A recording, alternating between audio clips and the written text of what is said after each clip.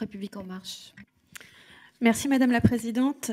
Monsieur Dharréville, je tiens également à vous féliciter pour la qualité de votre rapport et je crois que nous sommes tous d'accord pour reconnaître le formidable travail qui est effectué par les 11 millions d'aidants familiaux en France. Ils s'investissent sur une base qui est quotidienne, le plus souvent en parallèle d'une vie personnelle et professionnelle. On est tous conscients des contraintes et difficultés évidentes auxquelles ils s'exposent et nous partageons tous l'ambition de mieux valoriser et reconnaître leur statut. C'est d'ailleurs cette ambition qui a sous-tendu le plein soutien de la majorité à la proposition de loi votée en fin d'année pour permettre le don de jours de repos aux aidants familiaux. Et j'étais moi-même très fière de soutenir et voter cette loi.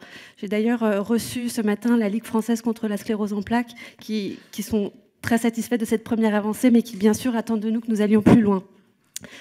Vous avez évoqué dans votre rapport le fait que l'accompagnement des proches aidants se déploie dans de nombreuses directions et est pris en charge par de multiples intervenants. Bon, il y a un sujet sur lequel je voulais qu'on fasse un zoom, c'est le sujet du logement. Je voulais évoquer le cas d'un cas très concret d'une Argenteuillaise qui m'a sollicité il y a quelques jours, dont les parents sont âgés et malades et les sœurs en situation de handicap.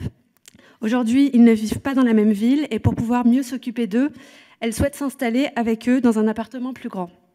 Aujourd'hui, ces demandes pour pouvoir, dans ces conditions, bénéficier d'un appartement plus grand via le 1% logement ou de bénéficier d'une mobilité dans le parc social lui ont été refusées.